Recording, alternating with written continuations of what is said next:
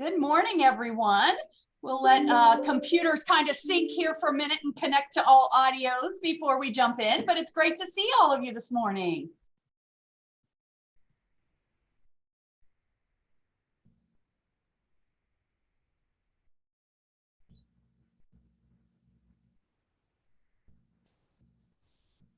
All right, looks like there's a couple more in the waiting room, and then we'll jump in.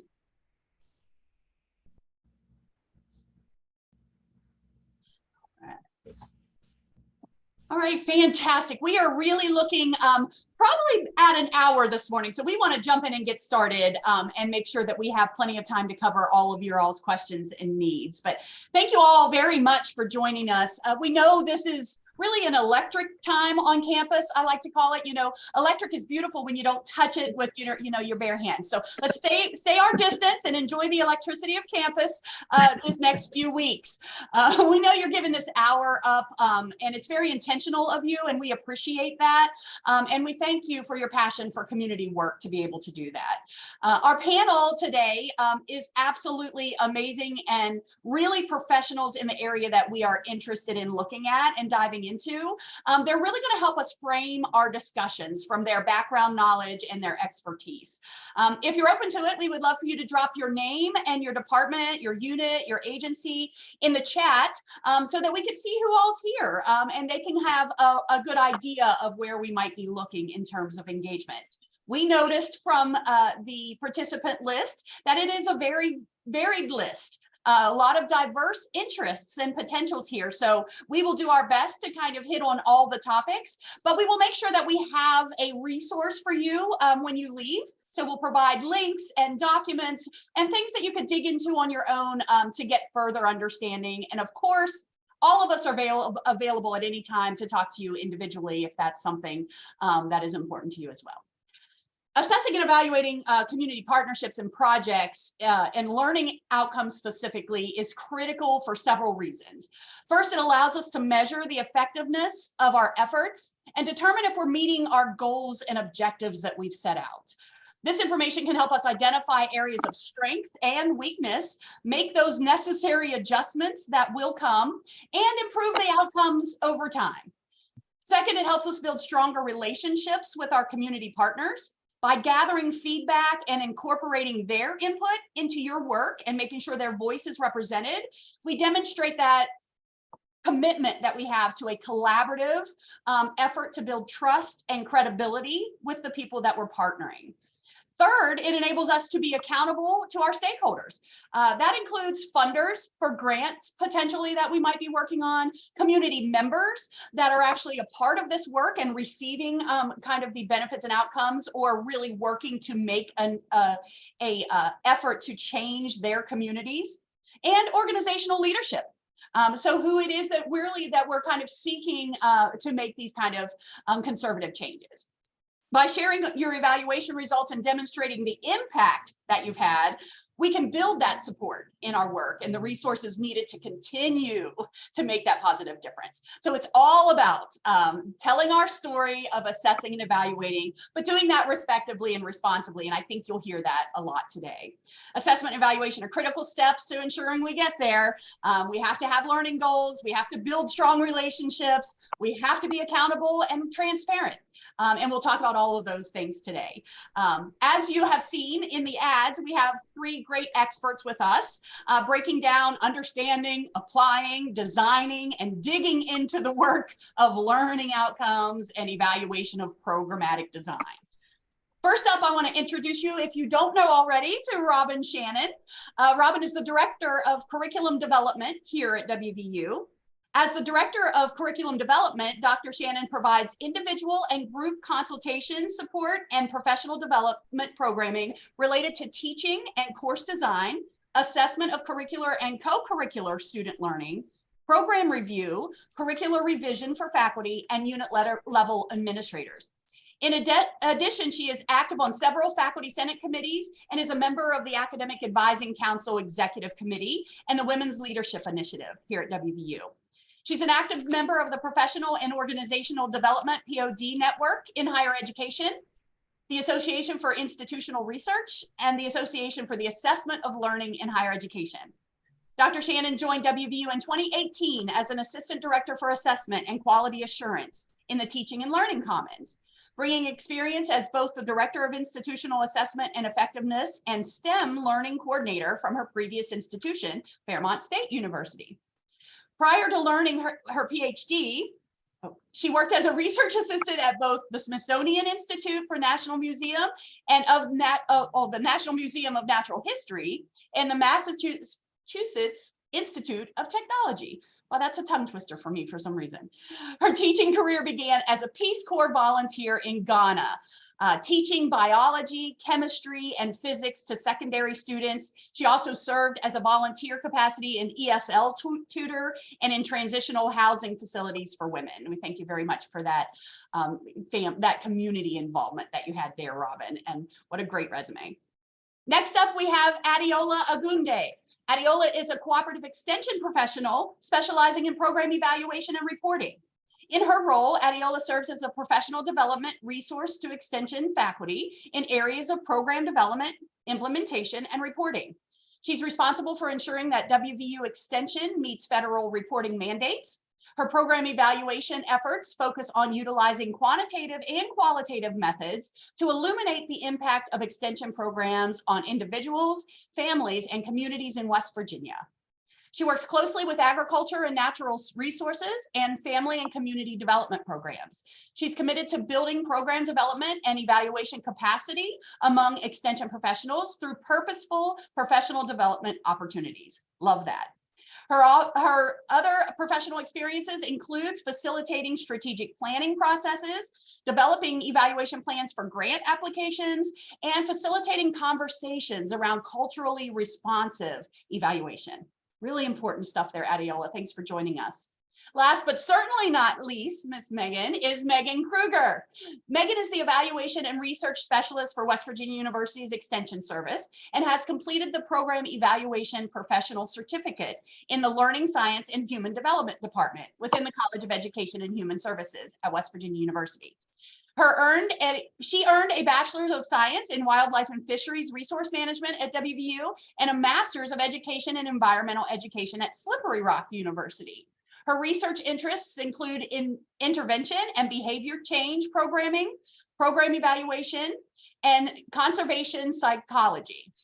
In her current role at WVU Extension, she evaluates high-impact extension programming across the state of West Virginia and teaches extension professionals on participatory evaluation, social science research methodology, and survey design.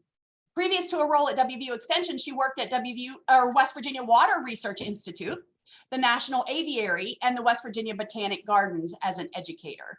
We also appreciate that service. Megan also works with us in our office to be fully transparent on our Purpose to Action program and many other things. So thank you as well, Megan, for joining us. I want to give each of them just a moment to tell you, that's huge bios we just read. So maybe they can focus a little bit more on what is their passion and their purpose in assessment and evaluation. And then we'll jump right into some questions. So feel free to start popping those in the chat if you would like. As I let Robynn introduce herself or reintroduce from her bio. Robynn, go ahead. Thanks a lot, Kristi, and thanks for inviting me to be part of this. I'm excited that I get to share this panel with the two other women you've chosen because we balance each other in the part of what is broadly termed sometimes assessment. When I talk about assessment, I'm almost always talking about assessment of student learning, but program evaluation often gets called assessment, or people think that I should be doing program evaluation. And so it's great to have a forum where we can show that those are really sort of separate but related skill sets. Kristi asked me to say something, if I wanted to, about how I got into this work. I could say I was in the wrong place at the wrong time. Essentially, a smooth talking vice president said, "We need an assessment director. How would you like to be assessment director?" I had come from a faculty development background, and that is really the part about assessment and student learning outcomes that I love, is working with faculty and helping them frame assessment as a way to understand their students' learning, a way to give their students opportunity to demonstrate their learning. For me, that's what assessment's about. It's not about, data. It's not about checking off some box that we've done assessment. It's about answering your own questions about what your students are learning and whether they're learning what you want them to be learning and how you can improve their educational experiences. At the end, we do assessment for our students so that ultimately we can improve their educational experiences. And identifying and articulating good learning outcomes is the first step. Okay, I guess that's me, Kristi. Okay, so nice to be here, everyone. Excited to really jump into the conversations that we're going to have here. As Kristi mentioned, I've had quite experience with extension domain, I would say, mainly focusing on program evaluation. And that is why we have Robynn here for other questions relating to student assessment. Just push it to her, and then she will take care of that. That's a joke. We'll probably also have one or two things to add to our expertise. I would say coming into extension, it's I would take it from the cultural angle of things. It has to do with the cultural background, my own social cultural background. And I would say my social cultural background has also informed the way I view evaluation. So to the audience today, whether that be assessing student learning, how are we really digging deep into consultation, collaboration, and then finally we get to the space whereby we have both students and faculty, program, and community members coming together towards a very, very good definition of evaluation. So again, what I'm saying is that evaluation is not prescribed, rather it's participatory in nature. So we want to make sure that we are having the voices of those who we serve, if that be in the university classroom, those are our students, and if that be in the community for extension, that is the families we serve, the individuals in the community that we serve. So in that regard, that would be my own philosophy to approaching outcomes. And when I say learning outcomes, again, differentiating between the persona group, whether that be in the classroom or within the community space. So with that, I'm going to pass it to Megan. I'm very sure that we're going to dig into more conversations as we move along. Thank you, Adeola, and thank you, Kristi, for inviting me. I'm very happy to be here. Yes, my name is Megan Kruger, and I work at Extension with Kristi and others, and Adeola. I have gotten to this point in my career kind of on a windy path. As you notice from my background, it is in wildlife biology and fisheries and environmental science, which is still a great passion of mine.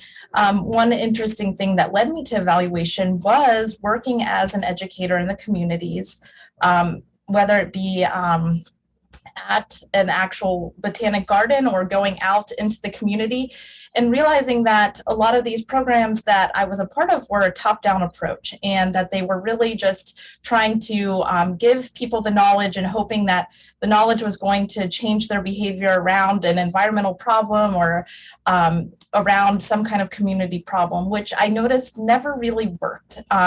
It doesn't work that well, and they weren't really assessing if it was working or if it was causing more harm than good. And I really started getting into the passion of understanding how and why a program would work and how to measure that. And so when I came to my role in Extension, I really dove into that. I work specifically with a lot of our youth programming and our outreach programming with youth. And so I'm very excited to share that experience with you. And if you have questions about that, please send them my way. Thank you. Wonderful. Thank you all so much. I get so excited. This is just such an interesting topic. And I think it is, from what Robynn said, it is because it has so many dimensions. And just reviewing who all is in the house, from health sciences to other programming. We have co-curricular, High Project 168, lots of folks in here today that are looking at using this relationship with engaging in communities to join and tie into that relationship of educating and teaching, our student body and becoming this kind of community engaged effort amongst all areas of the university, extension, main campus, our sister campuses in Tech and Potomac State. So how we pull that all together. So really glad that everybody is here today, and hope that you feel comfortable enough to join in, maybe answer or ask a question. That's if you have extra stuff you want to say in the chat, that's fine as well. But I think we'll get started with some of the pre-written questions. First, however, I have to acknowledge the dean. So I know, Dean, sometimes you like to say hi, but if you want the opportunity now, you can do that before we jump into questions, or I can move on. I'll do whatever you want me to do. I am so happy to see this many people joining together today on a Friday morning, a beautiful Friday morning so far, to have this important discussion. I get even more impressed every time I hear our folks talk. And Robynn, you know, you do such an amazing job. And Adeola and Megan are such great members of our team. And the work of the CCE is just continuing to expand and finally focusing on what matters, which is how do we develop the skills that we need to truly do engaged scholarship through our teaching, our research, and our service, with the purpose, of course, as it is almost hinted in that question that Barb had, learning outcomes, impact, change, doing something that is positive, that is going to prepare the next workforce to be able to be the people who are going to lead the world into changing for the better. So I'm going to take a stab at trying to answer that question, and then you all can correct me. The question is, when outside organizations want to partner with student-led projects, how can we use assessment and student outcomes to also increase better cooperation and expectation timelines and future work? In my experience, you need to start first by looking at your syllabus. What language do you have there regarding student outcomes? And do not assume, even though it is your prerogative, because it is your class, right? And you're the scientist. And you want to design the syllabus, you know, to meet the requirements of accreditation, everything. Talk to the partner first. Incorporate their feedback at that level, because otherwise it's much difficult later to try to come back and modify your syllabi so you can actually accommodate the reality of the needs of the partners that you're seeking. And once you have that in mind, it will be so much easier to then develop a memorandum of understanding with that entity. And using the services also of the Center for Community Engagement, I serve, and others, you can do so much to really clarify the roles that are expected from both the university side, students and you, as a faculty member, and the community partners. That way you can have expectations that are clear, that will improve cooperation. There will be no surprises, although there's always surprises. But you know, it makes it easier and better. With that, I'm gonna shut up and listen, I swear. Bye. Thank you so much. Panelists, do you have anything to add on to that, discussion about how do we, incorporate outside organizations into these student-led? Obviously, great, starting point with the syllabus. Absolutely get the community voice from the jump. But what else do you guys suggest for folks when they're really beginning to design this experience? So I'm actually going to ratchet up what Jorge has said and suggest that you not just get input, that ideally you would develop your learning outcomes collaboratively with that organization. What is it that they want students to learn? Does that align with what you want students to learn? And, beyond just getting feedback, actually co-create those learning outcomes. And also invite their input on what is the best way to know whether students are meeting the learning outcomes we all want them to meet. And I think that absolutely leads to better engagement with community partners when they feel like they're really a part of things, not just, kind of an add-on. Absolutely. Yeah, just to add to what Robynn has mentioned, of course, there is a space for the consultation, collaborating, and coming together to have a well-defined outcome. But when we think of community engagement opportunities, another aspect that we probably want to also think about quickly is the benefits of the engagement itself. So right now we look at what is the benefit to the student, and also we want to look at what is the benefit to the community. So through the community organization members, you are able to really define what their mission and vision is for the community. And then you are able to kind of like tailor that into what you are expecting students to get out of the opportunity. So there is a balance in between where you want to find that match, where the community is looking at in terms of their goals and missions, visions, whatever that is. And if we bring it home to West Virginia University, that will be our mission of health, prosperity, and education. So if we are doing something together, then we want to be able to make sure that it merge closely aligned to what you're looking for in your classroom. So that way we are able to quickly push forward in a way that is not, stressing one partner or the other. Megan, anything to add to that one, or do you think they covered? They covered it. I knew that they would. Thanks, and thanks for that question. It's a really great one, because it's one of those examples that we gave where this could be co-curricular or curricular learning. Even a co-curricular program design deserves a syllabus as their kind of map or pathway to an outcome. Maybe seemingly simple or smallest activity or an event that we're designing is still an intentional design in higher education to get students to an outcome that we perceive. Whether we've said it out loud, written it down, or not, it's there. So let's start getting in the habit of really making it normal to write these outcomes down, even for our one-time events or projects. How are we reaching the goal that that project is there for? It will also help you align whether that is a priority project that time should be spent on too. So great, awesome, thank you for that. I'm going to jump into some of the questions that you all sent. And one of them I think that we kind of discussed as maybe a little bit, we had different opinions on, and I think we can jump into, and that is giving a specific example of a learning outcome for a community engaged project and how that might be assessed. And I know our extension folks working in this evaluation and big picture program design have some thoughts. And then I also know that Shannon has some very clear some thoughts, couldn't figure the word there for a moment, on how she would go about kind of designing this and doing it. So ladies, whoever wants to jump in first, please do. I could say something to start the conversation. I think that whenever you are thinking about what your learning outcomes should be, you should ask yourself, how do we as researchers or evaluators come to know what is important to the community that we wish to work with?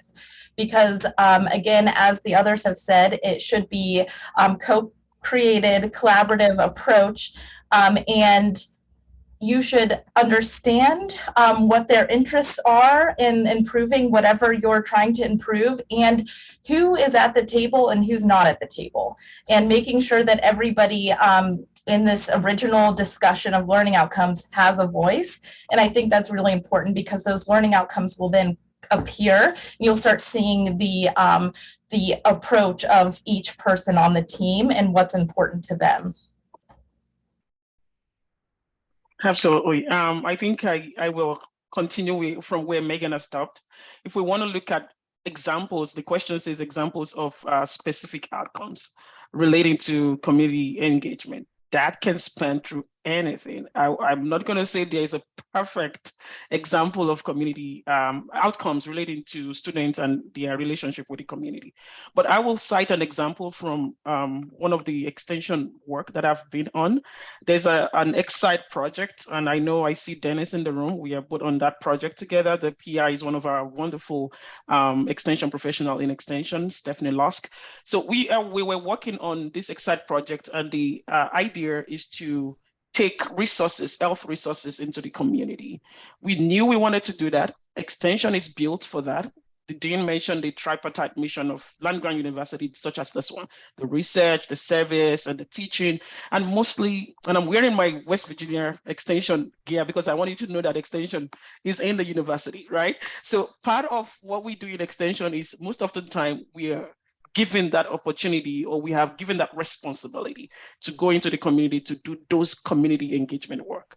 But here, what Kristi is bringing together is that students can have opportunity to also collaborate with Extension, which is the home of community engagement, by the way, for the university, and also get some learning outcomes. So for this particular project, yes, it has been established that we wanted to go into the community, but then there's an opportunity for student learning. And the opportunity that came up was that pharmacy students are able to join us on this program to actually give out vaccines. So when I say student learning outcomes relating to community engagement, this can be that they are building skills that are transferable when they eventually move into the job market. So where will they have the skills if they do not have first-hand experience in getting this done? And I'm also going to bring in another dimension of culturally responsive evaluation, culturally responsive student learning outcomes, and also having students as part of the conversation. They are not just having that theoretical dump of knowledge, but you're giving them a space to express themselves and to use the theoretical knowledge and turn that into practice. So again, I'm not trying to bring extension to advertise, but I am saying when you're looking for your student learning outcome that we want it to be relating to the community, extension is your one-stop shop that will give you the opportunity to match your academic outcomes with some community outcomes. And students are able to live with the theoretical knowledge, objective knowledge, as well as the skills that they need to transfer into the job market. What do you think, Robynn? So I don't have a specific example for a community engaged course learning outcomes because I haven't worked with faculty recently in that area. But I do want to frame this as something that's very broad, sometimes broader than we typically think of learning. So DFINC says learning should be defined in terms of change. If learning is going to occur, there's going to be some kind of change in the learner. And I like to think that the corollary to that is we can think of almost any change in a learner as learning. And so Adeola mentioned knowledge and skills, and typically when we are talking about learning outcomes, we start by saying, what do you want students to know or to be able to do? So the knowledge and the skills. But really, when we think of learning in the broadest possible sense, we can also think of attitudes, values, behaviors, habits of mind, dispositions. And in some community engaged contexts, those things are what you most want the student to take away from that experience. And so my encouragement to people who are working on developing learning outcomes for community engaged courses is to think about learning in the broadest possible sense. Really great point, Robynn, because there are so many latent outcomes that happen not just because of the design or the intent of the project, but simply because of the environment that you are now placing these students in to learn. So your classroom is an environment that you're familiar with. You've kind of got it designed. There may be things on the wall. You may have some slides. We're not as in control of our community environment, and that leads to opportunities of growth that we may not have intended. One of the very important points or tips from learning and experiencing community engagement as an educator is flexibility, patience, and grace. You have to be flexible in what you set out to do. You have to understand that there are things that may adjust and change as you go on. And you have to understand that it's okay if we stumble, if they stumble, if the students stumble. Sometimes the best learning in community engaged experiences is the learning that comes from something that was perceived as a stumble. And I tell students all the time, our community is the best place to fall down because they will pick you up. Don't wait till you're in your corporate job and you try to fall, right? Great, fantastic, thank you all. I learn from my colleagues all the time. I have the best colleagues I could ever ask for. And I'm gonna take a lesson from Dennis on this one. I'm gonna give us just a minute to sit and think through some of the stuff that we talked about. Did any of the things we talked about bring up any other thoughts or questions that you might have or that you might want to dig into, or just to kind of you marinate a little on what we've said? And then I'll jump into another question.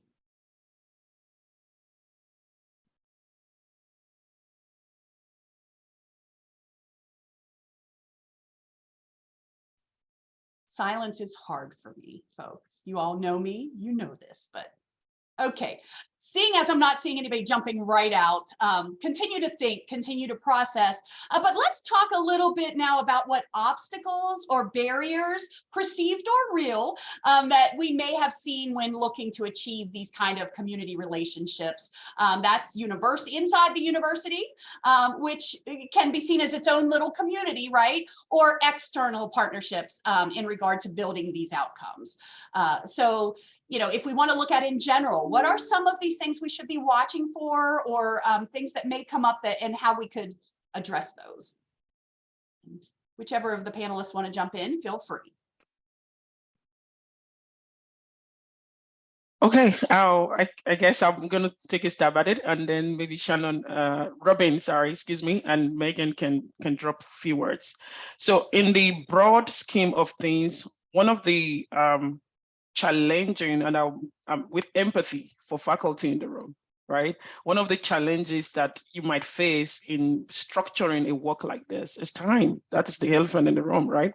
Time, your commitment to the mission of the university. You still want to have your research going on. You want to make sure you make it in time for faculty files and all of that fun stuff. So, but for one to have the mindset of engaging in a community partnership within your classroom, it has to be something that is intrinsic, I would argue.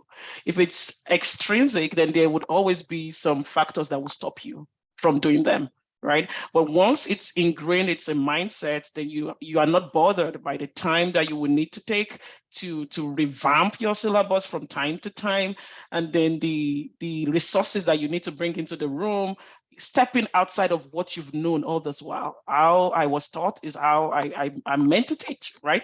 Naturally, we want to do whatever it is that we've learned in the past. We want to also reproduce that. So taking the time to step out of what you've known as your own funds of knowledge, and then completely saying, no, I'm not going to do it this way. I'm not going to follow the hegemonic way of doing things. I just want to disrupt the system.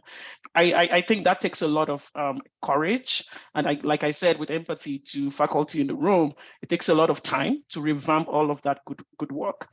And another thing would be, another institutional based factor would be, how do we even get rewarded for this kind of a work? And I know that is a question that might be really pumping in your minds. How do we get rewarded for this kind of work that is seemingly not the norm? We're stepping out of the norm here. Kristi is inviting us to really get the students what they need beyond the theoretical knowledge that they're going to get in the classroom. So how do we step out of that? That is another gap that I think might be challenging. And I know Megan can have some community challenges, community-based challenges, since I've talked a little bit about the institutional-based ones. You muted. Yes, everything you said is spot on. And I think that when we go into the community, we have to know why we're doing it and what those outcomes are going to be. So one thing that we utilize a lot in extension is the logic model, which I'm sure a lot of people on the call have seen before. And it really gives you time and space to really think through what the connections are of what you're doing and what the outcome should be. And one thing that we really like to do in Extension is to know what the end game is, what the end goal is, and work backwards. So someone asked earlier about an example of a learning outcome. Well, learning outcome is on the continuum to a long-term outcome. The learning is the first step, as Robyn mentioned, but there are many things that come after: behavior change, policy change. And ideally, you know, we want to have that long-term outcome in mind. So whether that's making progress towards social equity or changing a health policy, improving a community health process, those might seem like big, scary outcomes that are not measurable or maybe not able to be measured in the time that you have allotted to work on it. But if you go and dig deep into the literature and you know that certain things lead to other things, such as people being aware and open to understanding certain ideas, and then maybe getting the confidence to have their own leadership in their communities, potentially you could connect the dots to lead to those longer term outcomes. And so a lot of the times we like to start from the end and work backwards. And one of the challenges could be is, oh, I don't think I'm ever going to have time to be able to measure all of these things. Well, luckily, there are lots of ways to go about it. One is knowing what is the prediction status, what can we predict will happen if we do these things, and that can be seen in the literature. Also, what are some secondary data sources we can use so we don't have to collect all of the data ourselves? There's lots of resources at the university, social change maps, other maps, censuses that will be able to eventually get you the data that you need to see some kind of change. So don't feel like you have to measure every possible thing yourself. Also, we'll probably get into this at some point, but participatory evaluation methods. You don't have to be the one collecting all of the data all of the time.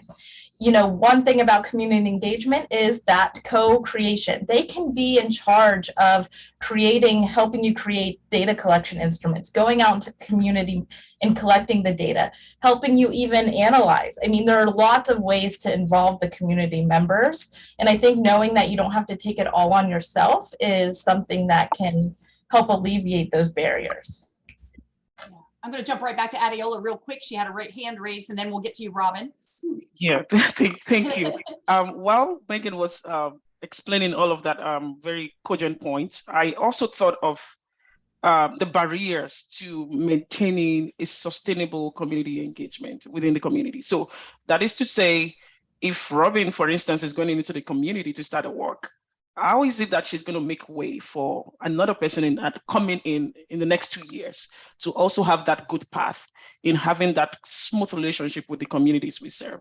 I think number one, because we as institutions, or probably we want to look at ourselves as the source of knowledge. So there's a power play. I heard my colleague Megan mentioning that earlier. So this power play presents us, we are looking like we are saviors, this savior syndrome. So we go into the community trying to swoop in like Captain America and fix something and then leave. So by the time we do that, we are not coming back to them to report on what we've learned. What are the outcomes of what we've done in the community? So the gap makes it seem like a cycle of you come in, you get what you want, and then we publish, right? We put it in some paper, and then we get the reward. But what happens to the community? So that is number one. And number two, the purposeful engagement in the co-creation Megan was talking about, even in terms of branding. How do we do that?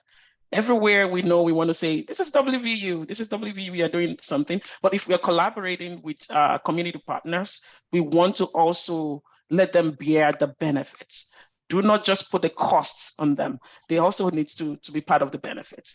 And the last thing that I also wanted to mention is that when finally we have something good going, they should be the first people to hear about the result. Most of the time we don't. We bring it back to the community of learners, people who knows what you're doing, people who can give you accolades within the university community. But those outside, we need to be able to also translate the outcome of what we've done to them back in layman's language and showing them the impact of our presence in their community. I think that is, if we are able to do that, that will push us on the way to get like open arms the next time we knock on their door.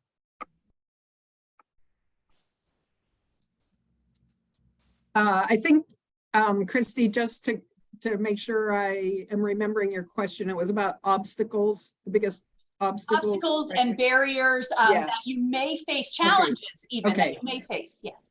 I want to go back to something Kristi said in her introduction. I think it was something like, we have outcomes in mind, whether or not we've articulated them, whether or not we've intentionally planned them.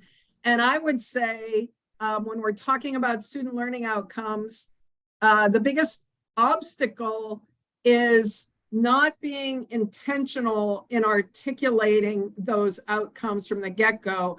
And I couldn't find my cheering person emoji fast enough when Megan said, start from the end and work backwards. Whether we're planning a course, a individual experience within a course, or a program, backward design will be the most effective every time.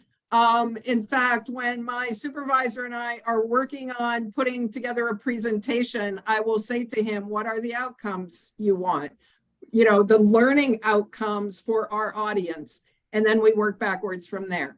And so that intentionality and identifying what those outcomes are, what that endpoint is, when students walk away from this experience, when they finish this course, when they graduate from their program, what is it that you want them to take with them? I've never yet met a faculty member who said, yeah, I just show up and teach. I don't care whether, you know, they take anything out of it or not. We all want our students to be changed by our teaching, by the educational experiences that we provide for them. And so the biggest obstacle I see is not being intentional about that. We like to say that assessment should be meaningful, manageable, and sustainable. And so I also liked what Megan said about don't try to do it all. You can't do it all. You don't have to do it all. Like, we're all the type A overachievers, right? We're the ones who stayed in higher ed. If it's not manageable and not sustainable, it won't get done. So the second biggest obstacle I see, especially at the program level, when faculty want to do assessment at the program level, is trying to do too much, actually. We would rather see people do a little bit and use the results than say, oh, we've got all these great ideas for doing assessment. And then they either never use the results, or that lasts like a year, and then, it gets abandoned because it's not sustainable. I want to just quickly address Cindy's comment in the chat about attitudes and how students have given this feedback, to say that developing learning outcomes and assessment is an iterative process. And it's fine to revise things as you go along. In this case, Cindy got something anecdotally that she hadn't articulated and planned her course as an outcome. But now that she's gotten it anecdotally, she's thinking, oh, well, that's a good thing. And it would be good to know whether we are intentionally achieving that or not. And so that's pretty simple to do with a pre and post survey. Lots and lots of attitudinal surveys out there, or it's pretty easy to construct your own. So iterate over and over again. When you see what students are learning, whether it's what you want them to learn or not, if you need to revise your learning outcomes, do that. By all means, adjust your assessments and keep improving. Great. Great comments. That is part of the game, folks, is that revision. Couple challenges. I think a way that we look at WVU, we're very lucky to have the engagement that we have across campus. And remember, it's not always on you, not only in the design of your specific project or program, but work with your colleagues that are really having the same kind of vision and ideas about the work they want to do. You could step into projects. So potentially there's a partner on campus that you could work with who have the same community in mind to work with, but they're doing something different with that community. And then you want to, at a different level, engage the same community. We should be working at this collaboratively. We don't want our communities to feel the constant, and sometimes it's a burden. So even though that's a negative word, sometimes it does feel like a burden. The constant inquiry from, faculty, staff, and students at the institution needing and wanting what they need to finish and complete their projects. We want to make that a reciprocal as well, especially in those short-term concepts. We work a lot with, volunteerism as opposed to kind of this scholarship that we're talking. But even with that, the respect of the community is critically important. One year we had one of our largest nonprofits here in town contact us and say, can you please stop sending students and take us down from because every day we get contacted saying, hey, I have to have 10 hours tomorrow. I have to have 20 hours by Thursday, and it just sometimes feels like it weighs down our community. So just asking around, looking around, talking with our center. I saw Whitney popped on earlier. She has kind of a large picture, bird's eye view of what's happening in our communities, and can potentially tell you where things are already active, and that's helpful. Another thing I just want to mention as a barrier, and then I want to send it off to someone else, is it's not a barrier, but it can end a relationship quickly. And that is not having the follow through with your communities, not only in the results of your experiment or your classroom or your project, but if you were writing a grant and in that grant, it calls for you to have a community benefits plan. You design that plan with the community, you're talking with them, they're excited, you're moving through, and you don't get the grant. It is not unseen that that we then walk away from that community to start our next big grant application. So making sure even when we don't finish, or we didn't get the grant, or we were unable to move forward the way we thought, go back to that community, explain to them kind of how that process went, and let them know that we have other resources, that we keep them in mind, that we really still want to get to that outcome with them. So just kind of having that respect, because as soon as that trust is gone, and as soon as that kind of, if they're a little bit fearful, a little bit leery of your intent, not only will it break down your project, but others to come in the future too. So just kind of be aware of that. Thoughts on kind of tips or advice? We've kind of moved away specifically from challenges into more like tips and advice. Anyone else think that they have a program out there they'd like to share that could be valuable to everybody here on the Zoom, that may learn something from what you've already experienced? And if I don't see you, can put your hand up, but if I don't see you, feel free to unmute and just start talking.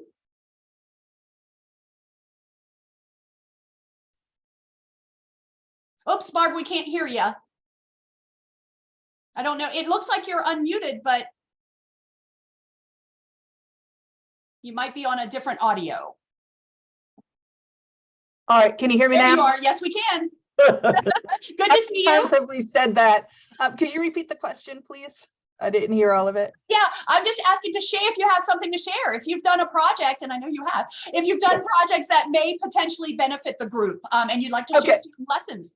Well, I'm also very happy to see all the extension people, because I think you guys do great work. And I always, when I see director positions, I'm saying, look at people in extension, because they have to know how to handle everyone and handle multiple projects at the same time. So I really appreciate everyone being here and inviting me to this, Kristi. I wanted to say, for one of the groups, I'm with the president of the West Virginia Association of Geospatial Professionals. And for those of you that don't know about geography, mapping, and geospatial work, it is embedded within every field. So we are across federal, state, local, nonprofit, and any type of human or physical project. So a lot of times we have a lot of members that are looking to reach out or have community, student community involvement. And these could be short-term projects or long-term. But a lot of times, on everyone's end, it's somebody needs to provide the structure.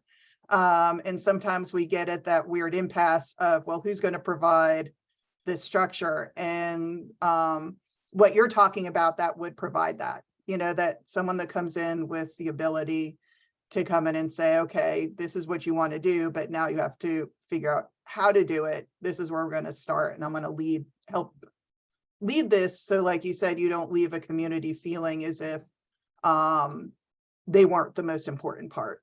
Because I've seen with working with groups, that is something that happens.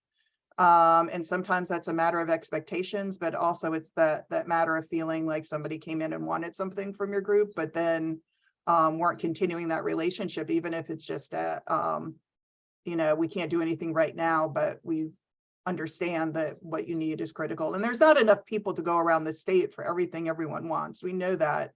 But the feeling too with, especially the geospatial communities, if you get students involved, then they might be interested in the profession and they might want to stay within the communities they're working with. Because right now we're looking for people to step into those roles. But it's a lesser known field, not a profession that's as well known, even though it's in a lot of places.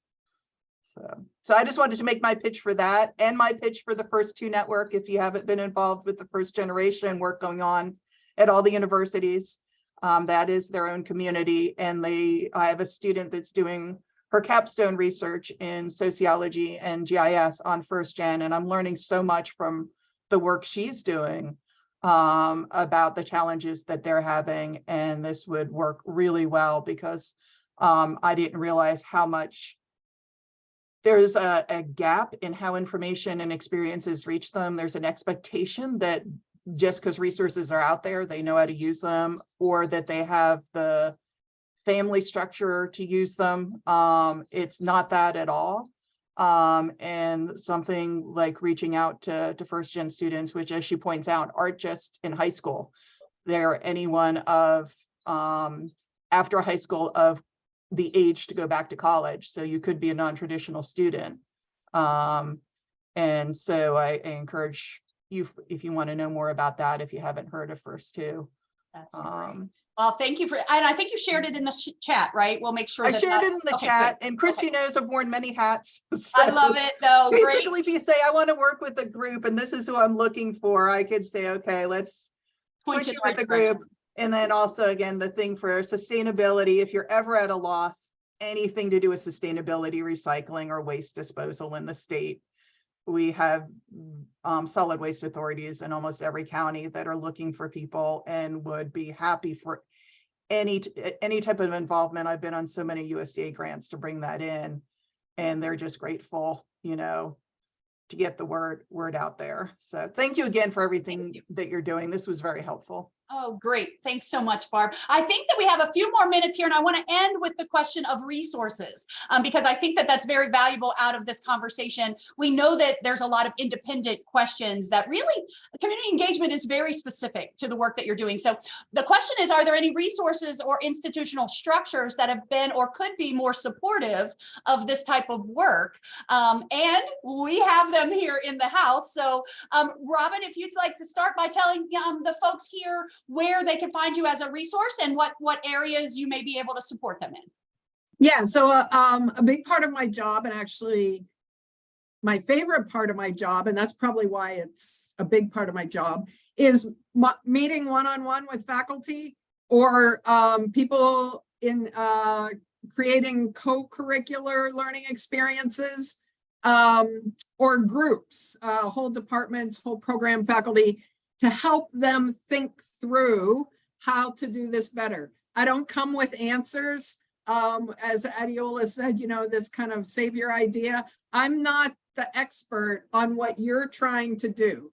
I know something about good practices, evidence-based practices, and I love to think through things with you.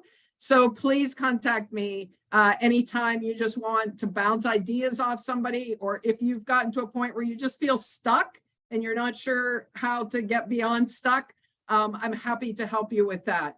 I am also going to put a link in the chat to the Teaching and Learning Commons page on writing good learning outcomes. This is, to me, treasured information because myself, Erin Kelly in the Teaching and Learning Commons, and Lou Slimak developed this, I'm going to say collaboratively, which kind of meant quite a bit of this until, you know, we got to a point where it was like cube steak. It wasn't nearly as tough because we'd beaten it up so much. I think this is still a good page, good information for writing course level learning outcomes, especially. Similar principles apply for writing good program learning outcomes, but there are some differences. So this is primarily about course level learning outcomes. And there are also lots of people in the Teaching and Learning Commons who can help you, especially design experiences to help students get to the point where they've met the learning outcomes that you've identified.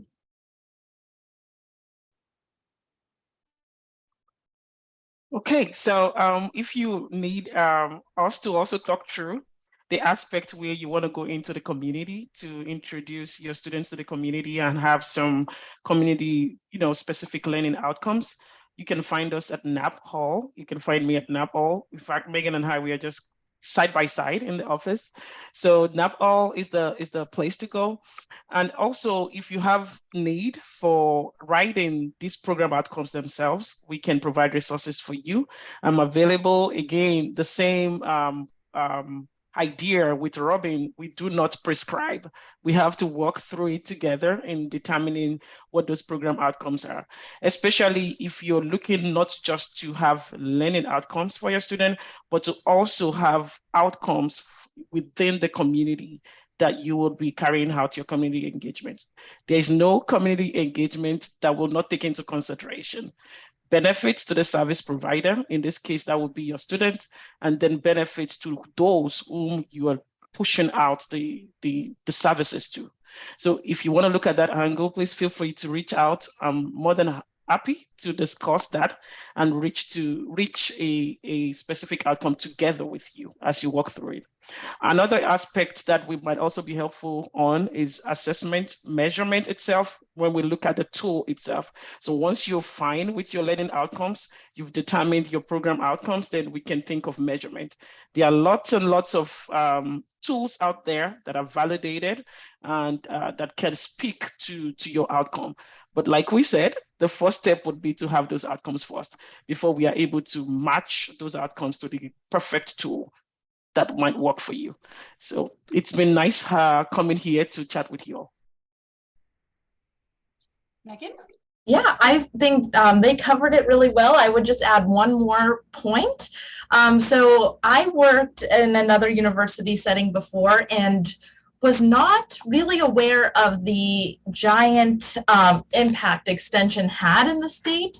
And one of those things can be that if you're writing bigger government grants and they require a broader impact section, think of extension and think of us, because a lot of the times we could partner because we're already in those communities and doing a lot of the work.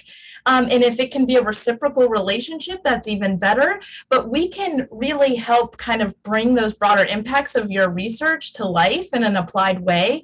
So if you have, an interest in helping and partnering with grants, please reach out to us. We would be really happy to help on that as well. Absolutely. Wonderful. We have timed this really nicely. We do have 2 minutes of your time still. Would anyone else want to add anything or talk about a resource that might be a potential? I know that Melissa also has a lot of information. By the way, I want to thank Melissa Calabrese. She often is in the back clicking, but she is the one that brings to life these discussions. So thank you very much for doing that. Any other thoughts or questions or things that you may want us to throw in our resource toolkit for you before we head out? What a great turnout. I thank you all once again for really being excited about community engaged work. Period. There's really not anything more to say with that. If you have a passion, an interest, and an excitement in this work, we're so happy. And we are here to find resources, to provide best practice, to support and uplift your work. Anything you need to feel that kind of value and support from WVU, we are here for you in that sense. We are lucky to be only one of 33 institutions that are Research One, Land Grant, and Carnegie Community Engagement classified, which means we are on a high pedestal. I mean, we're only one of 4 similar institutions in the nation. So it's an exciting place to be. Sometimes we need reminded of where we find that support and motivation. We want you to know that we're here and hopeful that we can continue to partner with everyone and see more of this amazing work being done. I might leave the last minute to the Dean. Dean, anything to wrap up? You're good?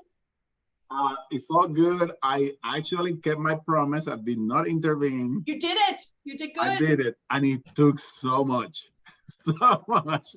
But I hope that you all have a great weekend. I hope that you are walking away today with change, which means you learned something. So keep up doing the great work that you're doing. Thank you. Thank you all so much. I appreciate you joining, and join us for future sessions. You will get the email. Thank you again. Thank you.